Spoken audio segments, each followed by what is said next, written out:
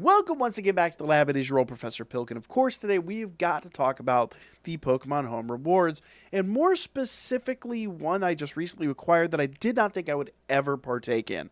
Now, if you've been following along, you know we just recently got the ones for Brilliant Diamond Shiny Pearl. I got the ones for Legends Arceus. I got the rewards for Scarlet and Violet. I'm currently working on the dexes for both the Galar region and for Kanto through the Let's Go series. I did just recently buy Let's Go Pikachu, but I also have kids, and they're loving that game. My opinion's a bit swayed on it, but I realize it's not really for me. The Legend series is for me, and the Let's Go series is for them. But we will be completing it so we think that we can get Meltan. Now, for those of you that don't know, and we talked about this a little bit while back, you can now get a shiny Meltan for completing that dex, which is super cool. And it's a Pokemon you normally couldn't get outside of Pokemon Home, really. I think the Pokemon Home version is the first instance of a shiny, I think the first instance of a Meltan outside of Pokemon Home. Now, if you have Pokemon Home, you could transfer one over, and I actually have already done that, so I have a non-shiny version. In Pokemon Home, there are events where you can basically get a shiny one, but there aren't any currently running. So here's kind of my game plan. Right now, being that I just started it, and we'll talk about that here in a moment, basically what I'm going to do is whenever the event comes back, I'll alert you guys, we'll talk about it, and I'm going to go shiny hunting for a shiny Meltan. Now, there's no guarantee he'll drop. He has weird rates when he drops. It's usually not that difficult to acquire if you're very diligent, basically, but we'll cover all that when it happens, and we'll basically have a talk about that when the time comes that we need to do that.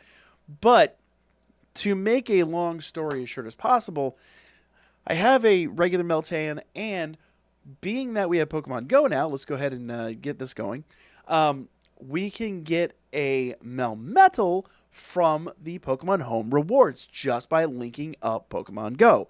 Now, the Pokemon Go reward Melmetal is really, really cool because he can actually Gigantamax in Sword and Shield. And since I've been working on Sword and Shield, I thought it'd be really fun. Let's take that Melmetal and put him into the final fight versus Leon. Now, in fairness, this Melmetal, he is level 100. So, is it a fair situation? I'll leave that up to you to decide. But let's check that out. Let's take Melmetal in there. But first, let me just say, when Meltan returns, number one, we will have our shiny Meltan from the Kanto region's dex completion, and we'll try to get a shiny Melmetal over from home. So I'll have the regular Melmetal that I transferred, the Melmetal reward here that can Gigantamax. I do not believe the regular Melmetal can. We'll find out about that. But essentially, if you want to do this yourself, you can open up a Pokemon Home account. First time you do a transfer, which, by the way, you do have to have a paid home account to do the transfer. It's like a couple bucks a month. I've been doing it anyway forever, but if you just want to do it 1 month, get the transfer over, and then cancel it, I don't think anybody's going to say anything otherwise. But the long and the short of it is when the event returns, the first time you transfer a Pokemon into Home from Go, you get this little box that you can open up, and for an hour, it just attracts Meltans to your location. So when the shiny rates return, we can actually then shiny out Meltan through there. Now, you do need a sum total of 400 Meltan candies to awaken him. We talked about the potential of maybe them opening that up in other games, but it's not available right now. We don't know if it ever will be.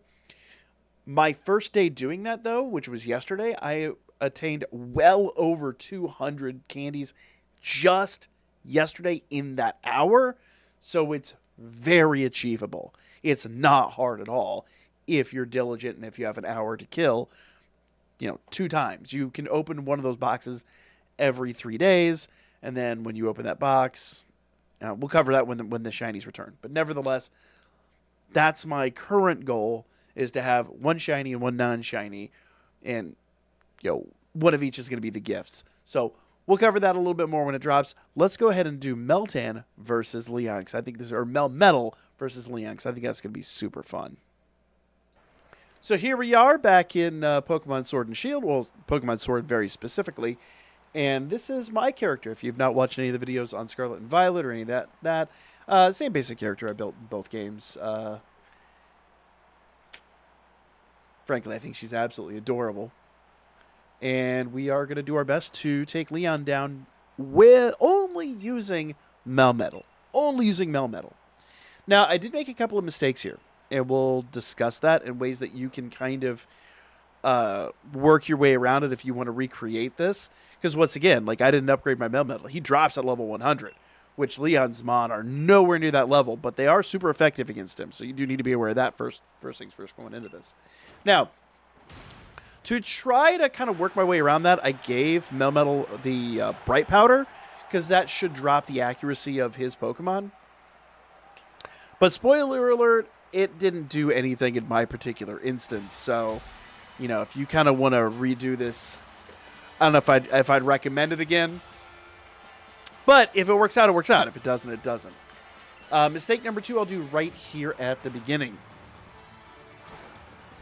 So he's going to bring out his Mon, which isn't good for me because it does have a half ghost typing. So literally half my moves. I've got one normal move and one fighting move, and neither one of those are going to work on him.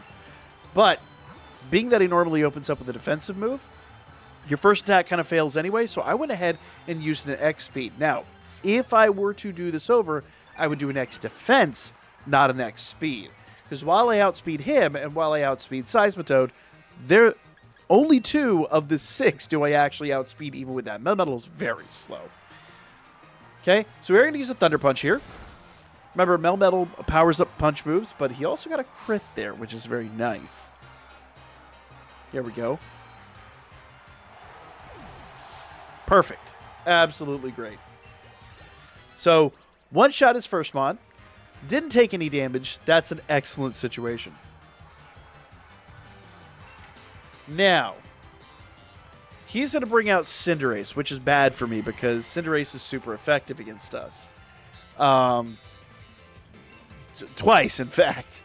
But we've got Thunder Punch. I think Thunder Punch will do a pretty good job. Pyro Ball, though, is bad. If I recollect, the Pyro Ball is actually a physical move, if I recollect.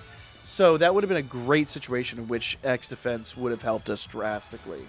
But nevertheless, another Thunder Punch, and we one-shot him. He's going down. Now, my other option is Hyper Beam. Hyper Beam will absolutely take him out. But the problem with Hyper Beam is we have to recharge afterwards. And you do not want to leave yourself open for any attacks after that. It's just not worth it. Okay. Haxorus is another Mon that's got... he's a pure dragon, so we don't have to worry about him defensively. But offensively, he does have Earthquake, and that could hurt. So I'm debating here, and I think we're going to go with double Iron Bash, just because we are going to have Stab on that, and it's not like he's going to resist anything. So having that Stab boost as well as the Punching boost would be really nice. And he got a crit on us with that Earthquake, which is super rude.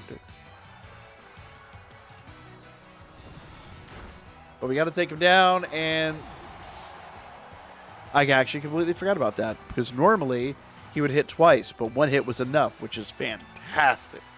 Absolutely very happy about that. But then again, it is, we are level 100, so I don't know what I really expected there. Okay, Seismitoad. Seismitoad is another Pokemon that does have access to Earthquake, so not terribly happy about this lineup. We're going to go ahead and use a Dynamic Punch this time, which actually could go poorly for me because Dynamic Punch can fail. It is not 100% accuracy, so that could have ended poorly. Thankfully, it didn't, and we were faster. So the one situation in which the X speed actually did help, but still, if I was going to do this over, I would do an X defense over an X speed, personally. Dragapult, another Mon with some ghost typing, so we have very few options at our disposal here. But Double Iron Bash, I think, is going to be the right choice. Oh, I forgot he has access to Flamethrower too, so our health is going down drastically. Now, this was kind of mistake number 3. So mistake number 1 was the X speed. I should have done an X defense. Mistake number 2 is Bright Powder. I probably should have either increased his accuracy or done an item to increase his speed, or anything aside from that I think would have been better. But at least we managed to take him out in one shot. Mistake number 3, though, is I should have Gigantamaxed there. We have, I think, is it 3 moves? I think it's 2 or 3 moves that we have with the Gigantamax form, so I saved it for the end. In hindsight, with how quickly Dragapult went down, I should have Gigantamax there because we took some damage. And the Gigantamax form is directly, the health that you achieve there is directly proportional to the amount of health you have to start. So, instead of here, where I'm significantly down in health, like I'll still be at like 1/3 health, versus if I Gigantamaxed, I would have been at 2/3 health and would have taken a lot less. Would have taken the same amount of damage, but would have had a lot higher HP to soak up that damage.